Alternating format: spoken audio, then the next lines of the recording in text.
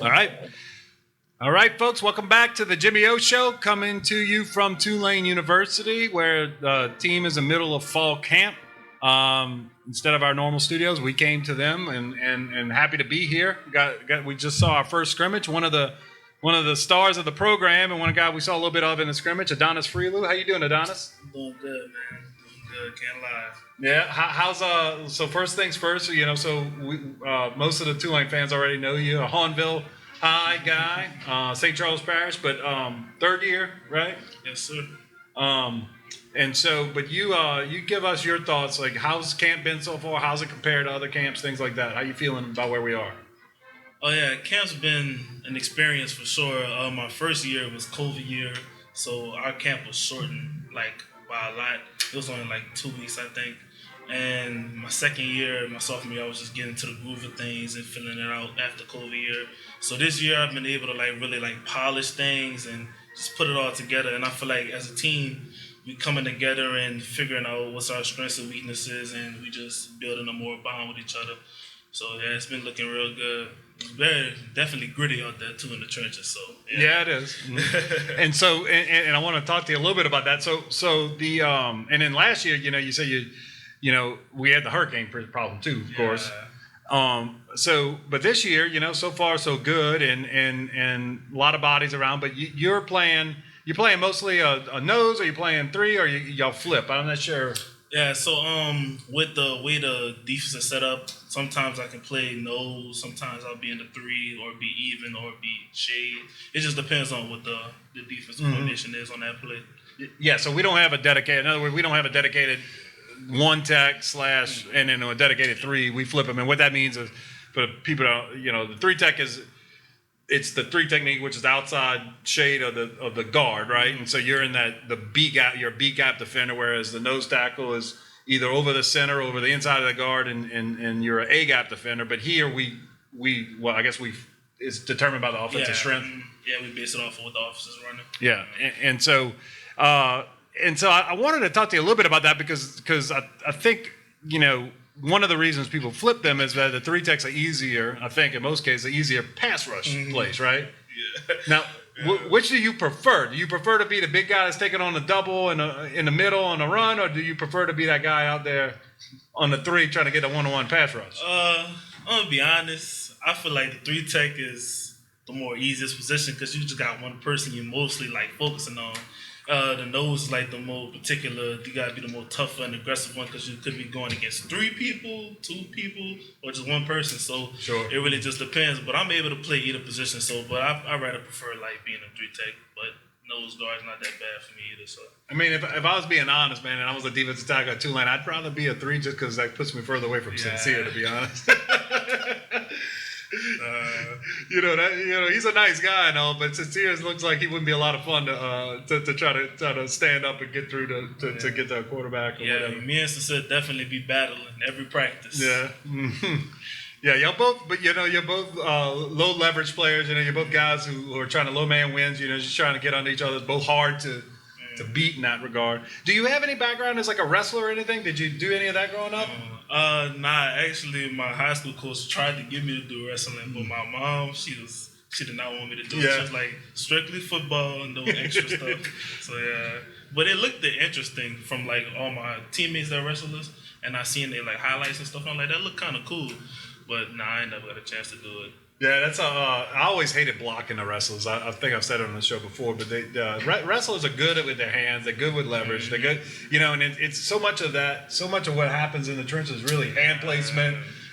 Where your hips are in relation to the other guy and so forth. Huh? Yeah, it's like wrestling and boxing both plays into two with DLine because it's all hands, hips. Positioning, it's all the same thing. Did y'all do, now I know the Coach Hester, new strength and condition coach, I think there was some talk that he was going to bring in some guys to work with y'all on a little bit of hand-to-hand combat. Did y'all do any of that? Yeah, he actually did. Coach Storm, he's it's we call it hand fighting and stuff. So he was doing a lot of bone-to-bone moves. He was just teaching a lot about pass rush and just being more physical, with your hands and arms and things like that. So yeah, that really helped us a lot, I feel like. One thing I saw today that I haven't seen normally, when you divide up and the receivers and quarterbacks, DBs are doing pass scale, and then you do inside drill. Okay, that's normal. And then you do the one-on-one pass rush. That's normal. But two things I saw y'all do a little differently. I like how they have the first two steps, I guess, the entire line go to make it a more realistic one-on-one, right? Is that new, or is that something that we've been doing for a while? Well, last year we did it one time, but other than that, we just did like two spots, which is just like half line, so it's split. They have like a nose and a tack on one side, and the same thing on the other, with an end on each side. But this year we started to implement it more and had like more of a more game-like look with linebackers and Sams and all that stuff in there. So yeah, I like inside more though. I feel like it gives a more game type look. Oh yeah, inside drill's always you find out who the man and the boy is in inside drill. Most definitely. but on the pass rush, what was interesting about what the way y'all do it, the whole line, offense and defense, does what? I guess the first two steps, but the first second of the play is all live, and then everybody else stops except for the matchup. Yeah. But it actually sets the alleys and stuff. Like you can't. Yeah. I used to hate that. Like we would go one man, and there's nothing to keep the defensive end in, man. He can go far up the field as he wants or whatever. It was unrealistic. Yeah. And so I like that a little better. But the other thing that I saw that was a little different is like, I guess they've done so much pass looks. You know, Nick and Dorian came down and got some of the one-on-one reps too. Yeah, they've been trying to help them with their pass rush skills, and actually, those two are very talented pass rushers, and they barely even work with us with pass rush drills and things like that. They're just natural born pass rushers. So yeah, that's a plus for us for sure.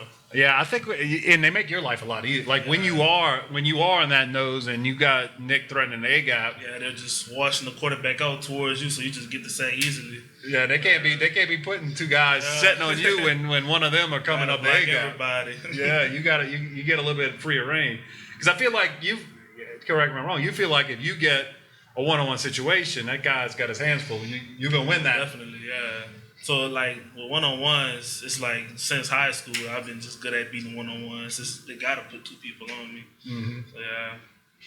So, yeah. As a football player, do you feel like you're a better run stopper, better pass rusher, or you feel like just all around, you know? So, yeah. So when I was in high school, I used to just like pass rushing. And that was just like my only thing I like to do. I like to focus on the run a little bit, but pass rush was my thing. But as I got into college, and I just realized how much like TFLs was like as good as a sack.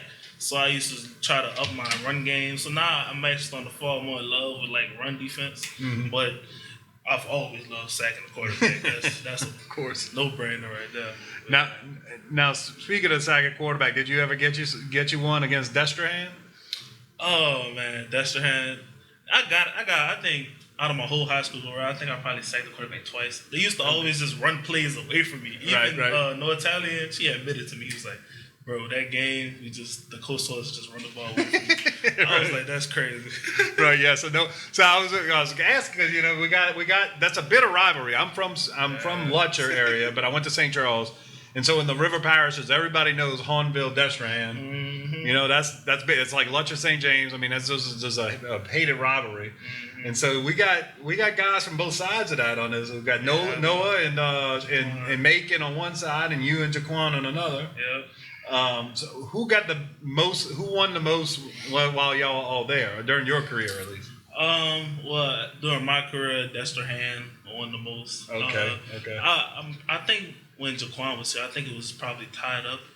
But when I got here, they won the most. Yeah. So, yeah. And Jaquan played a little quarterback. Back then, right? Yeah, he played quarterback and receiver. Yeah, he was pretty good. Yeah. High school ball player. Yeah, very good, man. So you're from, you went to Hawnville High. Are you from that for your whole life? I'm from Ama, Louisiana. That's where I'm currently from. So, yeah. Okay. Well, Ama's right there, though, right? Yeah, it's St. Charles. Yeah, it's right down the barrier. Yeah. Yeah. That was the phone book. You see, we used to have phone books when I was growing up. When I was his age, like they didn't have cell phones. You didn't have and we had phone books, and I always see that name Ama, because it was in my phone book, and it's the first city. Right, so you open it up, Ama was like, "Where the heck is Ama?" Like, I don't even know where Ama is. It's got to be close because it's in my phone book, but I don't even know where it is. Nah, they had a shirt in Walmart. It was like, "Where is Ama?" And I was like, "It's crazy." It's like, cause like the way it's set up, you got to go through Little Linghornville and all of that, and before you get to Wagaman, then there's Ava, and it's like a small little section you wouldn't even think of it. Yeah. Yeah, it's like, on the other side, it's mountain area. There's a couple of those places. Like, it's like 2 streets is the city or the town or whatever it's called. But that's funny. Well, look. So last couple of years, you came in third. Your freshman year, we were the third. You came in. That was COVID year, but that was third straight bowl game. And then I'm sure expecting more of the same last year. It didn't quite work out. How you feeling going into the 2022 season? Is it like sort of redemption time? Is it what's your thought on where we stand and what are your expectations? Yeah, it's most definitely redemption time, and with this new coaching staff and this new culture that we putting together, I feel like it's going to be a way better outcome season than last season, and just the way that we're practicing and how we're working on our effort and toughness and things like that. So, yeah, I feel like this is going to be a way better season. Nice. And Coach Henderson is new to you, right? He's first year defensive line coach? Yeah, Coach Robertson, yeah. Sorry. I thought it was Henderson. No, Robinson, my bad. Robertson, excuse me, like my wife's maiden name. I better not screw that up. How's it been? NFL guy, big fella. Yeah, he's huge. He remind you of that? So how's he been? How's he been working with the guys? Oh, yeah, I love Coach Robertson. Like, he's one of the coaches that's going to always be honest with you. Like, he's not going to sugarcoat, not going to go around nothing. And he takes time to break down the film and show you what you're doing wrong so you can perfect it. And he always gives feedback on everything. And he just, like, a real family guy. Like, he brought us to his house. He's fed us multiple times. So, yeah, Coach Robertson might do for sure. Mm-hmm. And so, look, we got a lot of guys who are, I guess, how do y'all, when you break up film and stuff, do the jokers come with y'all or do they go with the linebackers? How's that work? Yeah, so we're together. So, like, it's jokers, ends, D tackles, and nose guards. And sometimes when we installing, we split them up. So it'll be the jokers and the ends will split up and it'll just be D tackles and nose and stuff like that. But so y'all mostly, it's like whatever room you're in for film, that's your closest family in the football team. Generally speaking, I was offensive lineman. That's how it was with us. I mean, we had, nobody even want to come in our room because it smelled different and everything else. But the defensive line, they're all like this. So definitely a brotherhood. Sure. So you got you back. We got Darius back. We got Eric Hicks back. We got Anderson's back. How's Carlos been? Is he healed and he's healthy? Looking good? Carlos definitely been in the rotation. He's getting back in the smoother string of things. So, yeah, he's looking like he's going to be real good, too, this year. Now, Patrick's a new guy. Patrick Jenkins. How's he been? How's he sort of acclimated? How's he look as a ball player for us? Oh, yeah, Patrick. I've been knowing Patrick since high school, and we got a lot of history together. And so, yeah, he came in here. We were supposed to actually be in the class with us, actually, but he went to TCU. But besides that, he came in here in the spring and he just dominated and just made his presence known. And so I'm sure that this season is definitely going to be one like a breakout season for him for sure. So, yeah, I'm looking forward to seeing that from him. Now, your River Parity, I know he's from the rival, but it looks like Noah had a lot of injuries last year as a freshman. Played some, but on off field, looks like he's made some strides and he's ready to contribute as well. Huh? Definitely, yeah. Noah is definitely a technique guy. He focuses a lot on his technique, and he also is very powerful too. And so, yeah, we definitely gonna need him in a rotation with us for sure. So is there anybody else? I mean, I named several guys, but anybody else jumping off? Like, man, we got to watch out for this guy this year because he's about to make his name. Well, I could say that, but I feel like as a whole, like the way we've been working and the way we've been putting in work, I feel like this whole D-line is about to make waves. Even the freshmen. So good. Watch out for the whole D-line. It's an unnamed monster. Yeah, it's gonna be scary for real. All right, I like to hear that, man. I like to hear that. I never like to block them, but I like to hear it. How about the guys you're going against? I made a joke about it's better to be a 3-tech, be not against Sincere, but of course we've had Corey Dublin retire or graduate, move on. And we've had a rotating cast of guys at the right guard. What are you seeing anything out of some of the new guys or the older guys who are healthy now, whatever? Yeah. Who's really come on the offensive line that's been impressive to you? Well, Keenan and Prince, those two guys that just transferred in, they're looking real good too. And Rashod has stepped this game up a lot from last year. And so the O-line's looking like a real strong unit this year, which we really need. So, yeah. Yeah, you could tell Rashod he had some struggles last year, but you could tell that there was a big-time football player in there. and it was just a matter of time. And watching some of them out here, I mean, to me, he looks like a different player. He's more confident. Yeah, most definitely. He's healthy. Like you can tell he was hurt, banged up a little bit last year, and he looks like a healthier player. Joey looks healthier. He's moving better. But then I guess I'm interested in Kanan and Prince because there's a need there. And the other guy who's coming back from injury, who was getting some work at right guard, was Treyuggle today. I saw him and that guard some. So you got Remitich. I mean, there's guys. But last year, there's no secret. We had some struggles up front that kind of bogged down the entire offense. We just had Shea, and we're talking about how you almost didn't get to see what the receivers did all the time because whether it was play call or the play up front, we just struggled. Whereas what I saw today in the scrimmage, I saw guys, y'all made y'all plays. And I thought the defense was a little ahead, but that's where it should be in camp. The defense should always be a little ahead of the offense. But they looked cohesive. They looked like they were working together. It looked like they were able to create some seams. Y'all sense a growing confidence across the line from you that they're a more formidable opponent now?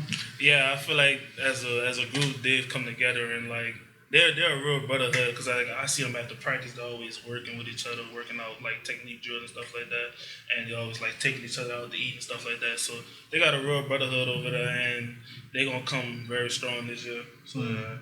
Very nice. Well, Adonis, so what are you studying at Tulane? What's your plans after football is all done? So I've jumped around a lot of majors trying to find where I'm most comfortable at. Right now I'm studying sociology. And I don't really know what I want to do with that major yet, but there's a tie to it with like commercial real estate I was trying to dabble in, and I seen that plays like a little factor in it, so yeah, that's what I want to do with that. No, there's no doubt. There's some ties in that. It sounds like you're looking to be an entrepreneur at some point. Yeah, I definitely want to be my own boss. I don't want to have the 9 to 5 life. I got to set you up with my guy Bradley, man. He's the entrepreneur for the Stars right there. Man's making a lot of magic happen. Most definitely. I guess I look at him and he's a fitness, exercise wise, but he's also a nutrition coach. You have any sense of how many calories you're eating each day to keep that powerful frame you got? Yeah. Keep track of any of that? Yeah, nutritionist came and was telling us about like how much like calorie stuff if you're taking. I'm not gonna lie. There was a point where I was like actually dialed in and count down how many calories I was taking. But as I got to camp, I was just put this weight on, pump this iron, and just go out here and just rock out. So I ain't been keeping down how much calories I've been taking. Yeah. What are you playing at right now? Right now I'm 310 right now. And you're trying to maintain that through camp? Yeah, I just wanted to be like 310, but like more muscle than body fat. So yeah. So yeah, I mean, a lot of people have the problem with when you come to camp, you start camp at 310, and then by the time camp's over, you're 295. Yeah, and you can't get it's that sun. Yeah. So, but you've been able to sort of maintain, keep your hydration up. Keep as long as you're drinking water and stuff like that, you should be You straight. gotta eat over like 4K, huh? Yeah, it's around there. Yeah. Around there. But I had the lunch. Look, I had your Greenway Grill lunch. I mean, there was a lot of healthy options. I mean, there were calories there, but they were good calories. I mean, it was the chicken taco bowl and the tofu scramble, all those things they had. It was just a lot of protein centric things that with good carbs. I mean, a lot of vegetable options. So yeah, there's definitely always take a lot care of of healthy options in the grill. all right, well, let's talk about some of the bad options now. So not bad. Let's just home cooking, right? Yeah. I laugh because people ask me. My son's 13, and Coach Fritz was asking about. I was like, he's 13. All right, he's pretty tall. I was like, yeah, I was about that height, Coach, but I was about 50 pounds heavier because I grew up on that River Parish cooking. And hearing his mom like keeps him on track. But so back home, what's our favorite go-to meals back in AMO? My mom would be throwing it down. I like every meal from her, but like my favorite meals would probably be when she makes this shrimp pasta, or when she makes like gumbo or red beans. I'm naming a lot of food because she makes a lot of good food, but like those top 3, like definitely my favorites. Well, no, I get it, man. You would have asked me for a top 3 growing up, and I would have been like on what is 6 or 7 that are tied for third. Especially for Thanksgiving. Ooh, Lord. Yeah, you didn't even name that one. Yeah. So, what's our gumbo? Is it chicken andouille? Is it seafood? Which one? Yeah, seafood gumbo. So. Seafood gumbo. All right. Now, what about here? Is there anything here that comes close to mom's cooking? Anything in New Orleans? Oh yeah, they got a lot of good restaurants out here. We had went to Mulat's one time as a team. Yeah. And they had some good food. But when I was going out trying different stuff, I went to Bobby Eight Bears, one of my favorite restaurants. Their food's good. Manchus got some real good Chinese food. So I was telling one of the podcast guys talking about Manchus wings. They like the wings. Yeah, they stir fry rice and their wings are real good. What did they tell and me? it's cheap too. They said Jay's wings too. Now, Oh, Jay's Grill wings. Oh yeah, I had them one time and they was good. I'm not gonna lie. okay. Yeah, but they got like the way their restaurant set up is weird. It's like in storage bins, so like it's like you would pass it up and be like, "Is that a restaurant?" Yeah, it's crazy. They food good though. Right. All right. Well, look, we hear, I always encourage, I like to encourage, we could get y'all on the Fear the Wave cast and we try to get y'all these NIA deals, get you a little pocket change so you can go out and try all of our culture in the city. So y'all figure out a good outing when they finally let y'all free from camp. I mean, y'all on the schedule, y'all got meetings coming up, you got a curfew at like 9:30. Yeah. Are y'all back on campus? Are you living off campus? I'm living off campus right now. Yeah, my last year on campus was last year. Okay. All right, yeah, I did that too. I enjoyed the off-campus living, but Yeah, I was really weird until I got my car, and then I was going. Because if I would have had my car my sophomore year, I would have been off campus. Yeah. I didn't gonna lie. very nice. But it is good to have, you got lots of. They take care of y'all, man. Y'all got it good in 2022. I got to tell you. Yeah. But that's all right. Get all the distractions out the way. Go out there and win some football games. What we got? You got any predictions for us next year? Conference championship. What we got? I ain't like we're trying to win it all. Okay. Conference championship, bowl game, everything. Undefeated season. That's the main goal. No L's. I gotcha. All right. Well, we're gonna go out on that note. You can't go out on a higher note. Yeah. So Adonis, thank you for your time, man. No problem. Glad to have you on the show. So appreciate you. All right, and stay healthy, and let's have a good season. Yes, sir. Yes, sir. All right, and that's going to do it for the Jimmy O Show. Thank you all for tuning in. Please be sure to subscribe. Please also be sure to check out the FTW Collective, where you help make all of these good things happen. We'll continue to bring you guests. We will also be doing things throughout the season to sort of highlight players of the game and things of that nature. And look, we're there for your input. If there's something that you want to do with your donation that you think special, you want to highlight a special charitable cause, anything like that, we're open and willing to work with you. So ftwcollective.com, y'all check that out and look out for our merchandise. It's now up, Fear the Way merchandise. Adonis has himself a shirt, and there'll be more of that coming. So till next time, folks, thank you for tuning in. Thank you, Bradley, and roll wave.